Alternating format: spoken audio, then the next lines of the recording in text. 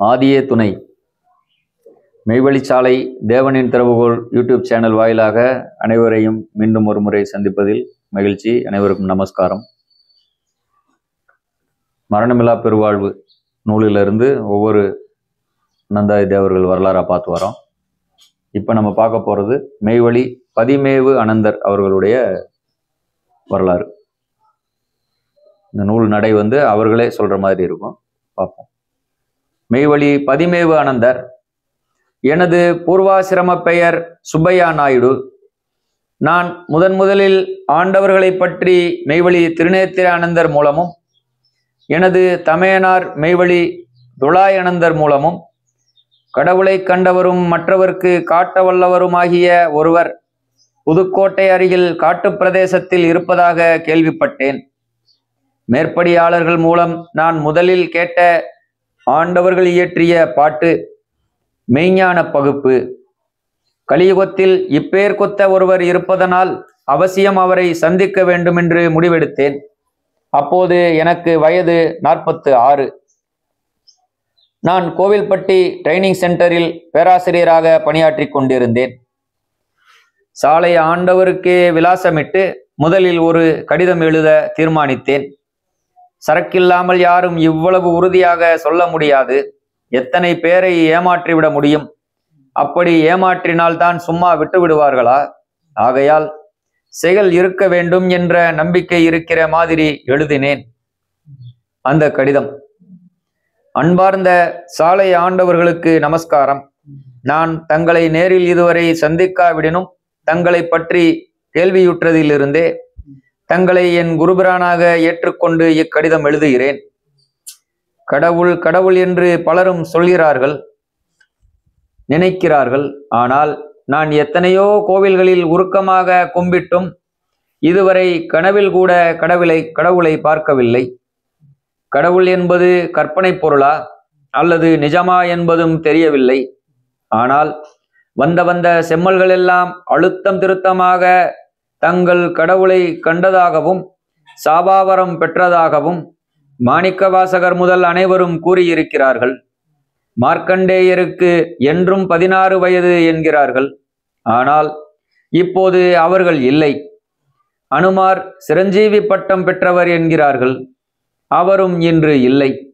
மேற்படி செம்மல்கள் பொய் சொல்ல வேண்டிய அவசியம் இல்லை. ஆகையால் சாபாவரம் என்றால் என்ன என்று சற்றும் விளங்கவில்லை. வேதங்களையும் உபநிடதங்களையும் ஒரிஜினலாக படிக்கும் நோக்கத்துடன் 2வது பாரம் முதல் BA வரையில் சமஸ்கிருதம் பயின்றேன். ஆனால் தேவையான அளவு சமஸ்கிருதத்தில் பாண்டித்யம் பெற முடியாமல் போயிற்று. அதற்குள்ளாக மேற்படி நூல்களின் தமிழ் மொழிபெயர்ப்பு நிறைய பிரசுரமாகிவிட்டதால் அவைகளை எல்லாம் படித்தேன். இதனால் நான் கண்டுகொண்டது, மனிதனாக பிறந்த ஒருவன் பிணி மூப்பு சாக்காடு இல்லாத ஒரு தேகத்தை பெற முடியும் என்பதே. இருப்பினும் இதை பெற்ற ஒருவரையேனும் இதுவரை நான் காண இயலவில்லை. அப்பேற்பட்ட பிணி மூப்பு சாக்காடு இல்லாத ஒரு தேகத்தை எனக்கு தாங்கள் கொடுக்க இயலுமானால் சொர்க்கலோகமோ வேறு எந்த உலகமோ தேவையில்லை. இந்த உலகமே எனக்கு போதுமானது. அவ்வித தேகத்தை அடைய என்ன நிபந்தனைகள் போட்டாலும் அதன்படியே நடக்க சித்தமாய் இருக்கிறேன். நான் குடும்பத்தை விட்டு வர முடியுமா என்ற தயக்கம் வேண்டாம். நான் ஒரு பெரிய குடும்பஸ்தனே. 7 குழந்தைகள் இருக்கின்றன. என் சம்பாத்தியம் கொண்டுதான் குடும்பம் நடக்கிறது. வீடு தவிர வேறு சொத்து கிடையாது. இருந்தாலும் என்னால் தான் குடும்பம் நடக்கிறது என்று நான் நினைக்கவில்லை. நான் செத்தால் அவர்கள் கூடவே சாகப் போவதில்லை. முன்னைவிட அவர்கள் நன்றாகவும் கூட வாழலாம்.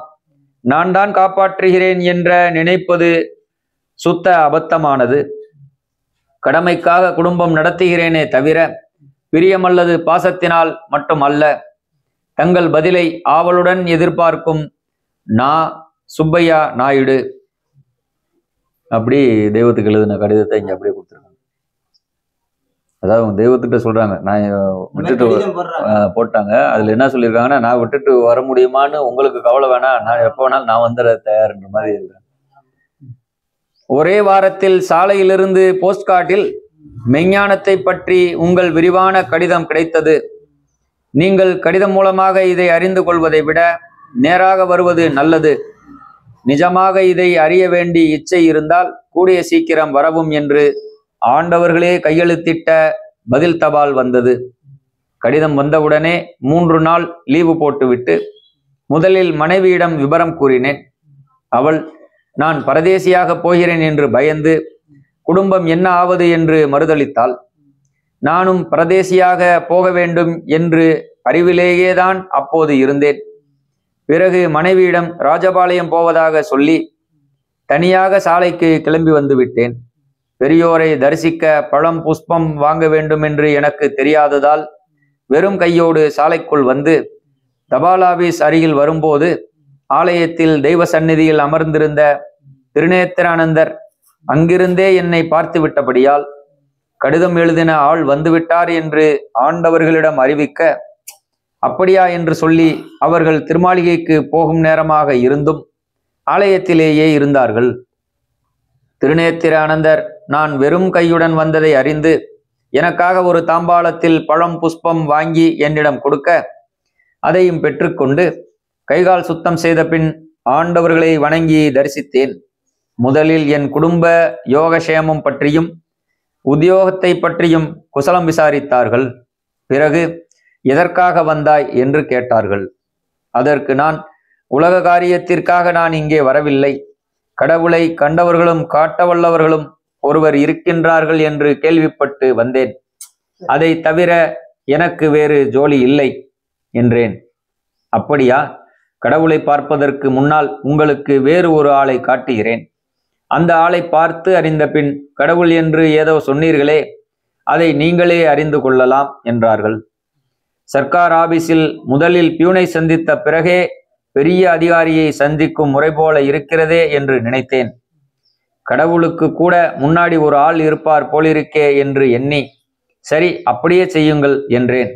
பின்னர் ஆண்டவர்களுக்கும் எனக்கும் நீண்ட சம்பாஷணை தொடர்ந்தது. அந்த சம்பாஷணை அப்படியே இதுல பதிவு பண்ணிருக்காங்க. ஆண்டவர்கள், உங்கள் தேகத்திற்குள் ஜீவன் என்று ஒன்று இருக்கிறது என்பதை ஒத்துக்கொள்கிறீர்களா? நான் ஒத்துக்கொண்டுதான் ஆக வேண்டும். ஜீவன் இல்லாவிட்டால் நான் நிற்க முடியாது, பேச முடியாது, இன்பம் அனுபவிக்க முடியாது, ஒன்றுமே செய்ய முடியாது. ஆண்டவர்கள், ஜீவன் இல்லாவிட்டால் நிற்க முடியாது என்கிறீர்களே, உங்களை தூக்கி சுமப்பதும் ஜீவன் தானா? நான் ஆமாம். ஆண்டவர்கள், ஜீவன் இல்லாவிட்டால் ஒன்றுமே செய்ய முடியாது என்கிறீர்கள். அப்படியானால் நீங்கள் பேசுவதற்கும் வேலை செய்வதற்கும் இன்பம் அனுபவிப்பதற்கும் உதவி செய்வது ஜீவன்தான் என்று ஆகிறது. நான் அது மட்டுமல்ல, ஜீவன் இல்லாவிடில் உடம்பே நாற்றம் எடுத்து விடுகிறது. ஆகையால் உடம்பை நாறாமல் பாதுகாப்பதும் ஜீவன்தான். ஆண்டவர்கள், நான் உங்களிடம் ஒன்று கேட்க விரும்புகிறேன். நான் தாராளமாய் கேளுங்கள். ஆண்டவர்கள், உங்கள் விரல் ஒன்றை கொடுங்கள், 10,000 ரூபாய் தருகிறேன். நான் வேடிக்கையாக இருக்கிறதே, பணத்திற்காக அங்கஹீனப்படுத்திக் கொள்வதா? முடியாது. ஆண்டவர்கள், 1,00,000 ரூபாய் தருகிறேன், கொடுக்கலாமா? நான் கோடி கோடியாய் கொடுத்தாலும் முடியாது. ஆண்டவர்கள், அவ்வளவு விலை மதிக்க முடியாததா? சரி, நீங்களே வைத்துக் கொள்ளுங்கள், கோபம் வேண்டாம். ஜீவன் போன பிறகு நான் அந்த விரலை எடுத்துக்கொள்ளலாமா? நான் ஜீவன் போன பின் விரல் என்ன, தேகம் பூராவுமே வேண்டுமானாலும் இனாமாக எடுத்துக்கொள்ளுங்கள். ஆண்டவர்கள், அப்படியானால் அங்க குலங்களுக்கு விலை மதிப்பு ஏற்படுவது ஜீவனால் தான். ஜீவன் இல்லாவிடில் ஒரு பைசா கூட பெறாது. மேலும் உங்களை சுமப்பதும் ஜீவன்தான். எல்லா வேலைகளையும் செய்ய உதவியாக இருப்பதும் ஜீவன்தான். நீங்கள் கேட்டா இந்த உதவிகளை உங்களுக்கு செய்கிறது. நீங்கள் பிறந்தது முதல் சாகும் வரை ஒரு தலைமுறை காலம் ஓயாது செய்து வருகிறது. வேறு யாராவது இந்த உதவியை செய்ய முடியுமா? நான் கடவுளை பற்றி நினைத்திருக்கிறேனே தவிர ஜீவனை பற்றி நினைத்ததே இல்லை. ஆண்டவர்கள், என்ன, இவ்வளவு உதவியாக இருக்கும் ஜீவனை பார்க்க கூட ஆசை இல்லையா? இவ்வளவு நன்றி கெட்ட ஒருவருக்கு ஞானம் வேறையா என்று வெறுப்புடன் பேசினார்கள். நான் ஞானத்திற்கு அருகதையற்றவன் என்று என்னை கைவிட்டு விட்டதாக திடுக்கிட்டேன். ஆனால் அடுத்த வினாடியே, நீர் முன்னால் இருந்ததை நாம் கேட்கவில்லை, இப்போது உமக்கு ஜீவனை பார்க்க ஆசையா என்று கேட்க, நான் இப்போது ஆசைதான், ஜீவனை பற்றி இவ்வளவு தெரிந்த பின் ஆசை இல்லாமல் எப்படி இருக்க முடியும்? ஆண்டவர்கள்: அப்படியானால் முதலில் உங்களுக்கு அந்த ஜீவனை காட்டுகிறேன், அப்புறம் கடவுள் என்று சொன்னீர்களே, அதை நீங்களே கண்டுகொள்வீர்கள். நான்: ஜீவனை பார்க்க முடியுமா? ஆண்டவர்கள் அங்கு கூடியிருந்த சபை பிள்ளைகளை நோக்கி, நீங்கள் உங்கள் ஜீவனை கண்டிருக்கிறீர்களா என்று கேட்க, அங்கிருந்த ஆண் பெண் யாவரும் ஒருமுகமாக கண்டோம் என்று சப்தமிட்டார்கள். நான் ஆச்சரியப்பட்டேன். ஆண்டவர்கள்: உங்களிடம் 2 கேள்விகள் கேட்கலாமா? நான்: 2 என்ன, எத்தனை கேள்விகள் கேட்டாலும் யாதொரு ஆட்சேபனையும் இல்லை. ஆண்டவர்கள்: நீங்கள் எத்தனையோ பொருள்களை சம்பாதித்து வைத்திருக்கிறீர்கள். உங்களிடம் உள்ள பொருள்களில் மிக சிறந்த பொருள் எது? அதைவிட முக்கியமான, அதைவிட அபூர்வமான சிறந்த பொருள் இருக்கவே கூடாது. அப்பேற்பட்ட அது எது? நான்: இதுவரை ஜீவனை பற்றி நிறைய சம்பாஷித்து கொண்டிருந்ததாலோ என்னவோ சிறிதும் தயக்கமின்றி உடனடியாக, உயிரை விட சிறந்தது எதுவும் இல்லை, ஜீவன் போய்விட்டால் நாம் சம்பாதித்தது எல்லாம் ஒரு பிரயோஜனமும் இல்லாமல் போகிறது என்று கூற, ஆண்டவர்கள்: எல்லா பொருள்களையும் விட ஜீவன்தான் சிறந்தது என்று நீங்களே சொன்னீர்கள். நாம் சொல்லித்தரவில்லை, நீங்களேதான் ஒத்துக்கொள்கிறீர்கள். நீங்களோ BA-PD படித்தவர்கள், பெரிய அறிவாளி. ஆகவே அறிவாளியாகிய நீங்கள் சிறந்த பொருள் என நினைக்கும் ஜீவனை பற்றி நிச்சயம் நன்கு அறிந்திருப்பீர்கள். ஜீவனை பற்றி எனக்கும் கொஞ்சம் சொல்லுங்களேன் என்று கேட்க, நான் படித்த பள்ளியில் சரித்திரம், சயின்ஸ், கணக்கு முதலாகிய எத்தனையோ பாடங்கள் சொல்லிக் கொடுத்தார்கள். ஆனால் ஜீவனை பற்றி ஒன்றுமே சொல்லிக் கொடுக்கவில்லை என்று கூறினேன். ஆண்டவர்கள்: அப்படியானால் உங்களுக்கு மகா முக்கியமான சிறந்த பொருளை பற்றி ஒன்றுமே தெரியாது. வேண்டாதது எல்லாம் நிறைய தெரியும். இதற்கு பெயர் அறிவா? நான்: இல்லை, அறிவு இல்லை என்று கூற, ஆண்டவர்கள்: சரி, அது போகட்டும். மனிதனுக்கு எத்தனையோ கஷ்டங்கள், ஆபத்துகள் வருகின்றன. அவற்றுள் பெரிய ஆபத்து எது? நான்: இந்த 2வது கேள்விக்கும் சிறிதும் தயங்காமல் உடனடியாக, மரணம்தான் எல்லாவற்றையும் விட பெரிய ஆபத்து. மற்ற ஆபத்துகளை மதியினாலும் மனித முயற்சியினாலும் ஏதோ ஒரு அளவாவது தடுத்து நிறுத்தலாம். ஆனால் மரணத்தருவாய் வந்துவிட்டால் என்னால் ஒன்றுமே செய்ய முடியாது. ஆகையால் மரணத்தை விட பெரிய ஆபத்து வேறு ஒன்றுமே இல்லை என்று கூற, ஆண்டவர்கள்: இதுவும் நீங்களே சொன்னதுதான், நாம் சொல்லி கொடுக்கவில்லை. சரி, ஆபத்து வரும்பொழுது அறிவுள்ளவன் அதிலிருந்து தப்பிக்க ஏதாவது வழி கண்டுபிடித்து அதை தவிர்த்து கொள்கிறான். அறிவில்லாதவன் வழி தெரியாமல் அதில் போய் மாட்டிக்கொள்கிறான். அப்படித்தானே? நான்: ஆமாம். ஆண்டவர்கள்: அப்படியானால் BA-PD படித்த பெரிய அறிவாளியான நீங்கள் பெரிய ஆபத்து என நினைக்கும் அந்த மரணத்திலிருந்து தப்பிக்க நிச்சயம் முயற்சி எடுத்திருப்பீர்களே, ஏதாவது வழியும் கண்டுபிடித்திருப்பீர்களே, அதை எமக்கு கொஞ்சம் சொல்லுங்களேன். பெரிய ஆபத்து என்று தெரிந்தும் அதை தடுக்க சிறிதும் முயற்சி எடுக்காதவனை அறிவாளி என்று சொல்லலாமா என்று கேட்க, நான் சொல்லக்கூடாது என்று பதில் சொல்லி, இவ்வாறு 2 கேள்விகளில் எனக்கு அறிவு சைபர்தான் என்று நிரூபித்து விட்டதால், இதுவரை படித்தது அனைத்தும் வீண் என்று நன்கு உணர்ந்ததுமின்றி, ஜீவனை பற்றி ஒரு சயின்ஸ் இருக்கிறது, அதை தெரிந்து கொள்வதுதான் உண்மையான அறிவு, மற்ற யாவும் வயிற்று பிழைப்புக்காக படிக்கும் படிப்பு. ஆண்டவர்கள் அந்த ஜீவ அறிவை நன்கு கற்று அந்த ஜீவ சயின்ஸை ஜீவகலை நிபுணராக ஜீவ அதிகாரியாக இருக்கிறார்கள் என்று புலப்பட்டது. அந்த ஜீவ விஞ்ஞானத்தை, ஜீவ சயின்ஸை ஆண்டவர்கள் மூலம் தெரிந்து உண்மையான அறிவாளியாக ஆசையுற்றேன். ஆகவே முடிவாக ஆண்டவர்களை பார்த்து, தாங்கள் எனக்கு ஜீவனை காட்டுவதாக சொல்லி இருக்கிறீர்கள். அதற்காக தாங்கள் என்ன நிபந்தனைகள் இட்டாலும் அதன்படி நடக்க நான் ஒப்புக்கொண்டிருக்கிறேன். ஆகவே இப்போது நான் என்ன செய்ய வேண்டும் என்று கேட்க, ஆண்டவர்கள்: எம்மையே நேரில் கேட்டால் நாம் என்ன சொல்வது? மெஞ்ஞானத்திற்கென்றே ஒரு சபை ஏற்படுத்தி இருக்கிறோம். அந்த சபையில் சேர்ந்தவர்களுடன் நெருங்கி தொடர்பு வைத்துக் கொள்ளுங்கள். நான், அப்படியானால் என்னையும் சபையில் ஒரு அங்கத்தினராக சேர்த்து கொள்ளுங்கள். ஆண்டவர்கள், இப்பத்தானே வந்திருக்கிறீர்கள். இன்னும் பல தடவை இங்கு வந்து இரவும் பகலும் தங்கி இருந்து இங்கு நடக்கும் விஷயங்கள் யாவும் நன்கு தெரிந்து கொண்டு அதன் பின்னர் அவசியமானால் சேருவதுதான் பொருத்தமாகும். அவசரப்பட்டு செய்வது நல்லதா என்று நீங்களே யோசித்து பாருங்கள் என்று கூறினார்கள். நான் நன்கு யோசித்து ஆராய்ந்து ஏற்கனவே முடிவெடுத்து விட்டபடியினால் யமன் எந்த நேரத்திலும் என்னை அணுகலாமே. தாங்கள் சொல்லுகிறபடி செய்வதானால் நான் சபையில் சேர்ந்து பயனடையும் வரை யமன் என்னை அணுகாதிருக்க லீவ் லெட்டர் ஒன்று யமனுக்கு அனுப்பப்பட வேண்டும் என்று தமாசாக கூறிவிட்டு, ஆண்டவர்களே, என்னுடையது வயது 46 வீணாக போய்விட்டது. இன்னும் வீணாக வேண்டுமா என்று கெஞ்சிய குரலில் கேட்டேன். இதை செவியுற்றதும் ஆண்டவர்கள் இரக்கமுற்று அருகிலிருந்த ஒருவருடன், இவனுக்கு விண்ணப்ப பாரம் கொடு என்று உத்தரவிட்டார்கள். இதன் பிரகாரம் வந்த முதல் நாளே திருச்சபையில் அங்கத்தினனாக ஏற்றுக்கொள்ள பெற்ற பாக்கியமும் பெற்றேன். என் முதல் நாள் அனுபவம் இப்படி ஆயிற்று. 2ஆம் நாள் காலை ஆண்டவர்கள் ஆலயத்திற்கு எழுந்தருளிய போது வணக்கம் செலுத்தி அவர்கள் முன் உட்கார்ந்து கொண்டேன். எனது அங்கத்தினர் நம்பர் 1965. சபையில் சேர்ந்தவர்களிடம் அங்கத்தினராக சேர்ந்த பின் என்ன செய்ய வேண்டும் என்று கேட்டு அறிந்து கொண்டிருந்தேன். அதாவது, முதலில் காஷாயம் மூலமந்திரம் பெற அனுமதி பெற வேண்டும். பிறகு நன்றாக பழகிய பின் நீங்கள் அவர்களை யாரென்று உணர்ந்து அவர்களுக்கும் உங்கள் மேல் பூரண நம்பிக்கை ஏற்பட்ட பின் சாவகாசமாக உபதேசம் பெறலாம் என்று சொன்னார்கள்.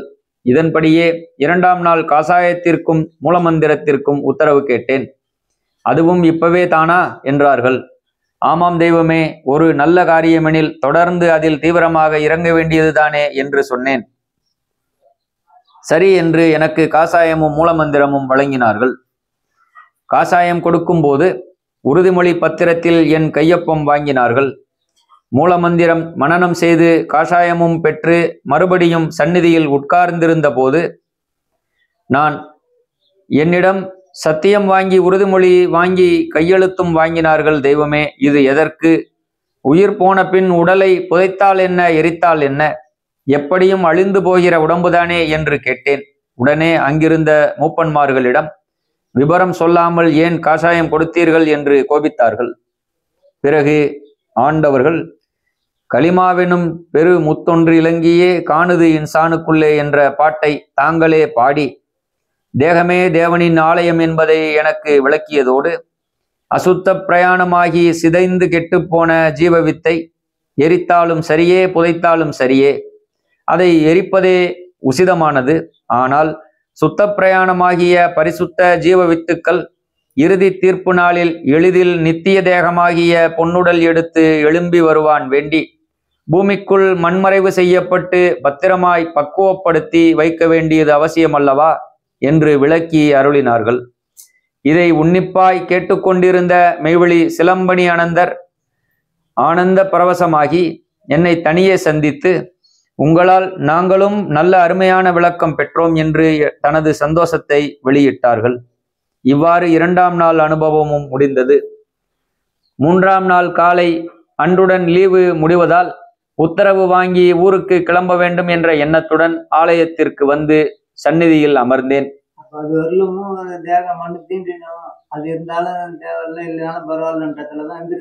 சபைக்கே தெரியாது, இவங்க மூலமா தான் வெளியாகும். அப்போது ஓர் எண்ணம் உதித்தது.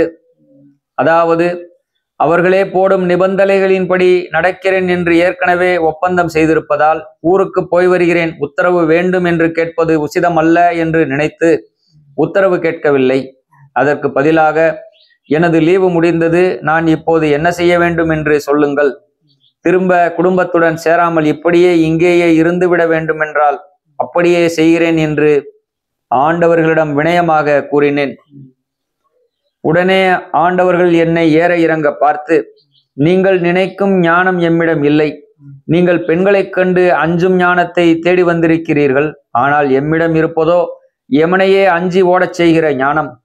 பெண்களைக் கண்டே பயப்படும் ஞானம் யமனைக் கண்டால் என்ன கழிச்சல் கழியும். நீங்கள் கட்டிய சந்தா தொகையை வாபஸ் பெற்று ஊருக்கு போகலாம் என்றார்கள். லாயக்கில்லை என்று என்னை நிராகரித்து விட்டதாக அஞ்சி திகைத்து நின்றேன். அடுத்த வினாடியே அதை மாற்ற வேண்டி ஆண்டவர்கள், நீங்கள் பித்தளை டம்ளர் வைத்திருக்கிறீர்கள், நான் ஒரு வெள்ளி டம்ளர் தருகிறேன், என்ன செய்வீர்கள் என்று கேட்டார்கள். வாங்கி வைத்துக் கொள்வேன் என்று நான் பதில் சொல்ல, அந்த பித்தளை டம்ளரை தூக்கி எறிந்து விட்டுத்தானே என்று கேட்டார்கள். இல்லை இல்லை, அது நல்லாயிருக்கிறபடியால் அத்துடன் தான் இதையும் வைத்துக் கொள்வேன் என்று சொல்ல, இன்னும் ஏராளமான சில்வர் சாமான்கள் எல்லாம் கூட கொடுத்தால் அப்போது என்ன செய்வீர்கள் என்று கேட்க, நானும் பித்தளை சாமானை உள்ளே வைத்துவிட்டு வெள்ளியிலேயே புழங்கிக் கொண்டிருப்பேன் என்று கூறினேன். அப்போது ஆண்டவர்கள், அப்போது கூட பித்தளை சாமான்களை குப்பையிலே போட மாட்டீர்களா என்று கேட்டார்கள். நான், நல்லாயிருப்பதை குப்பையில் போட எனக்கு கிறுக்கா பிடித்திருக்கிறது என்று பதில் கூறினேன். ஆண்டவர்கள், உலக காரியத்தில் மட்டும் இவ்வளவு அறிவோடு பதில் சொல்கிறீர்களே, பரகாரியத்தில் மட்டும் ஏன் அறிவழிந்து போச்சு? நீங்கள் சிறிய இன்பத்தை அனுபவித்துக் கொண்டிருக்கிறீர்கள், நாம் பெரிய இன்பத்தை அளிக்கிறோம் எனில் சிறிய இன்பத்தை தூர போட்டு விட்டுத்தான் இதை பெற வேண்டுமா? அதுவும் கூட இருந்தால் அடிக்கிறதோ? சரி, கிருஷ்ண பரமாத்மா ஞானியா, ஞானிகள் இல்லையா என்று கேட்க, நான், பெயரே பரமாத்மா, அவர் ஞானிதானே என்று சொல்ல, ஆண்டவர்கள், அவருக்கு குடும்பம் உண்டா? ஆம், 2 மனைவியர், ருக்மிணி, சத்யபாமா என்று நான் பதில் சொல்ல, 1க்கு 2 சுத்த மோசமான ஆள், அவர் ஞானியே அல்ல, இப்படியே சுப்பிரமணியர் எப்படி, திருவள்ளுவர் எப்படி என்று ஒவ்வொருவராக கேட்டு எல்லோருமே மோசம், யாருமே ஞானியர் அல்ல என்றார்கள். நான் ஆண்டவர்களின் கருத்தையும் அறிவுறுத்தலையும் தெளிவாக புரிந்து கொண்டு, பெண்ணை கண்டு நடுங்கும் ஞானம் வேண்டாம், யமனை ஜெயிக்கும் ஞானத்தையே எனக்கு கொடுங்கள் என்றேன். ஆண்டவர்கள், சரி, நீங்கள் உத்தியோகத்தையும் விட வேண்டாம், குடும்பத்தையும் விட வேண்டாம், ஊருக்கு போய்விட்டு எப்போது இங்கு வர வேண்டும் என்று நினைக்கிறீர்களோ அப்போது இங்கு வந்து போங்கள், அது போதுமானது என்று பதிலளித்தார்கள். பின்னர் நான் சந்தோஷமாக உத்தரவு பெற்று ஊருக்கு புறப்பட்டு சென்றேன். மனைவியிடம் நடந்த விபரம் பூராவும் சொன்னேன்.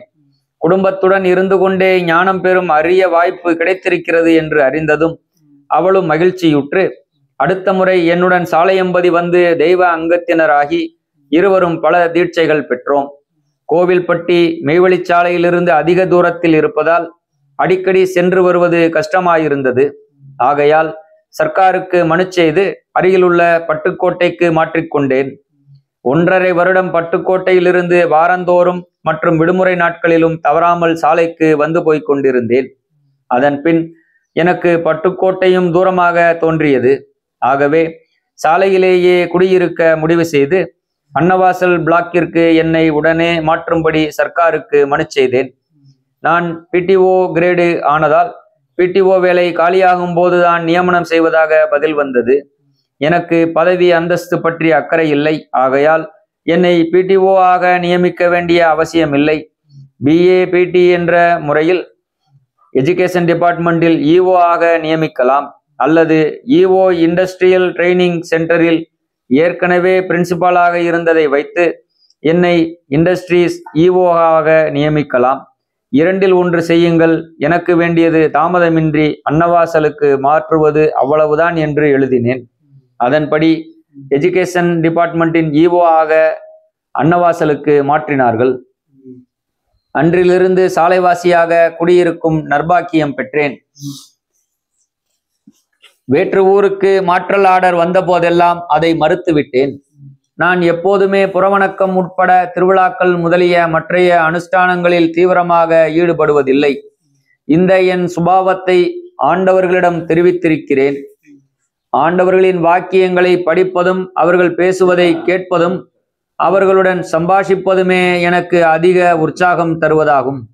கடைசி காலத்தில் ஒரு சிலரை அழைத்து கற்பக தீட்சை அருளினார்கள். என்னையும் இதற்காக ஒரு நாள் தவ மாளிகைக்கு அழைத்தார்கள். அப்போது பெயரளவில்தான் எனது உடல் பொருள் ஆவியை ஆண்டவர்களுக்கு தத்தம் செய்வதாக தாரை வார்த்து கொடுத்தேன். அவ்வாறு உண்மையாகவே 100% தத்தம் செய்வது அத்தியாவசியம் என்பதை இந்த தீட்சை மூலம் சுட்டிக்காட்டுவதாக உணர்ந்தேன். இதற்கு முன்னர் 2 முறை நான் தெய்வம் அவர்களிடம் தங்கள் திருநோக்கின்படி பூரணமாக நடக்கிறேன், என்னை செயலில் ஏற்ற வேண்டும் என்று கேட்டிருக்கிறேன். முதல் தடவை கேட்டபோது யார் யாருக்கு என்ன எப்போது செய்ய வேண்டும் என்பது எமக்கு தெரியும் என்று சொல்லி அனுப்பிவிட்டார்கள். 2வது முறை விண்ணப்பித்த போதோ, ஏன் வீணாக அலட்டிக் கொள்கிறீர்கள், நிச்சயமாய் உமக்கு கிடைக்க வேண்டியது கிடைக்கும், அதை பற்றி சிறிதும் கவலை வேண்டாம். இந்த கேள்வி கேட்கும் 2வது ஆள் நீங்கள். முன்பு கலைமகா ஆனந்தன் இவ்வாறே கேட்டான். அவனுக்கு சொன்ன பதிலேயே உமக்கும் சொல்கிறேன். நீங்கள் இள வயதில் இப்படி கேட்டிருந்தால் நிச்சயமாய் உங்களை ஏற்றியிருப்பேன். இந்த வயதில் நாதம் விளைய முடியாது. நாம் உட்பட வந்த செம்மல்கள் யாவருமே இள வயதில்தான் செயல் கைவர பெற்றோம். இதற்காகவே இளமையில் கல் என்ற முதுமொழி ஏற்பட்டிருக்கிறது என்று கூறி அனுப்பி வைத்தார்கள். பின்னர் மெய்வழி கலைமகா ஆனந்தர் அவர்களை கலந்து பேசிய போது அவரும் இதே பதிலை பெற்றதாக சொன்னார். கற்பக தீட்சை பெற்றது முதல் உடல் பொருள் ஆவியை என்றைக்குத்தான் நிஜமாகவே தத்தம் செய்வது, எப்படி செய்வது என பெரும் கவலை உண்டாயிற்று. ஆண்டவர்கள் நித்திய தவம் ஏறுவதற்கு ஒரு நாள் முன்பு இரவு பூராவும் எனக்கு இதே கவலையாக தூக்கம் வரவே இல்லை. விடிந்ததும் குளித்து காஷாயம் அணிந்து திருமாளிகை சென்று ஆண்டவர்கள் சயனித்திருந்த அறைக்கு வெளியில் நின்றேன். பெரிய தாய் அவர்கள் நான் வந்ததை தெய்வத்திடம் அறிவித்தார்கள். தெய்வம் அவர்கள் என்னை வரச் சொல்லியதும் பெரிய தாய் உள்ளே சென்று விட்டார்கள். நானும் தெய்வமும் தனியாக இருந்தோம். நான் உள்ளே சென்றதும் தெய்வம் அவர்கள் என்ன விஷயம் என்றார்கள். உண்மையாகவே உடல் பொருள் ஆவி தத்தம் செய்ய வந்திருப்பதாக திட்டமாக கூறி அதை நிறைவேற்ற இனி சந்நிதியிலேயே காத்திருப்பது என்ற தீர்மானத்துடன் சென்றிருந்தபடியால் இதுவரை பாதி பென்ஷன் தான் காணிக்கையாக செலுத்தி வந்தேன். இனி புறா வருமானமும் திருவடியில் சமர்ப்பிக்கிறேன்.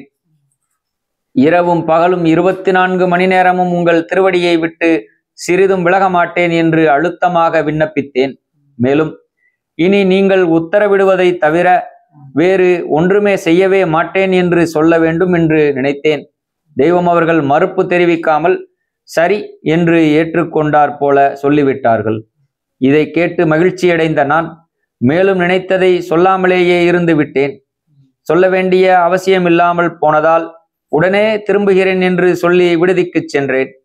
அப்போது என் மனைவி அங்கு இல்லாததால் என் தங்கையிடம் விபரம் கூறி இனி வீட்டுக்காரியம் யாவும் நீங்களே பார்த்து கொள்ள வேண்டும் என அழுத்தமாக கூறிவிட்டு திருமாளிகைக்கு திரும்பினேன். தெய்வம் அவர்கள் சயன நிலையில் இருந்தபடியால் நான் தரையில் அருகில் உட்கார்ந்து கொண்டு விட்டேன். சிறிது நேரம் ஆனதும் திடீரென்று சாலை யுகவானை அழைத்தார்கள். பெரிய தம்பியை கூட்டி வரவா தெய்வமே என்று நான் சொல்ல கேட்டு ஆச்சரியமுற்று என்னை கூர்ந்து கவனித்தபடியே இன்னும் இங்கேயே இருக்கிறாயா என்று கேட்டார்கள். ஆமாம் தெய்வமே, வீட்டில் விடைபெற்று கொண்டு உடனேயே திரும்பி விட்டேன் என்று பதில் சொன்னேன். தெய்வம் அவர்கள் புன்னகை பிறங்க, அப்படியா, பெரியம்மாவும் 2 பிள்ளைகளும் இருக்கிறார்களே, நீயும் இங்கு என்ன செய்ய போகிறாய், நீ எதுக்கையா என்று இரங்கலாக கூறினார்கள். நான் அங்கிருக்க வேண்டிய அவசியமில்லை என உணர்ந்தேன். ஆண்டவர்கள் என்னை உடல் சிசுரூஷனைக்காகத்தான் வந்திருக்கிறேன் என்று நினைப்பதால் இவ்வாறு கூறுகிறார்கள். நிரந்தரமாக சந்நிதியில் நிழல் போல தங்கியிருக்க வந்திருக்கிறேன் என்பதை நான் அவர்களுக்கு எப்படி சரியாக எடுத்துச் சொல்வது? இப்போது சந்தர்ப்பமில்லை, பின்னர் தெரிவிக்கலாம் என்று வருத்தத்துடன் விடுதிக்கு சென்று விட்டேன். நான் சென்ற பின் இந்த சம்பாஷணையை பெரிய நாச்சியாரிடம் புன்னகை பிறக்க ஆண்டவர்கள் கூறியதாக பின்னர் அறியலானேன். இதுவே தெய்வம் அவர்களுடன் நான் நிகழ்த்திய கடைசி சம்பாஷணையாகவும் முடிந்தது. ஏனெனில் மறுநாள் சாயங்காலம் மகா சமாதி ஏதிவிட்டார்கள். பரமனே உருவெடுத்து பாரிடை குருவாய் வந்த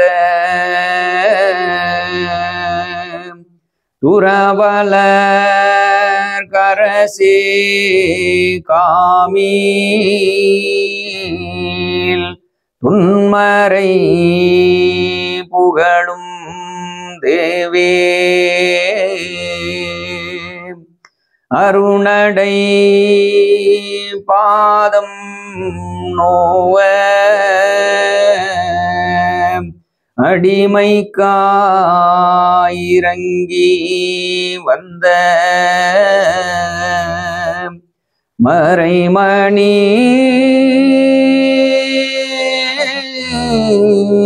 ஞான வாழ்வே மார்கணன் நாதா போற்றி.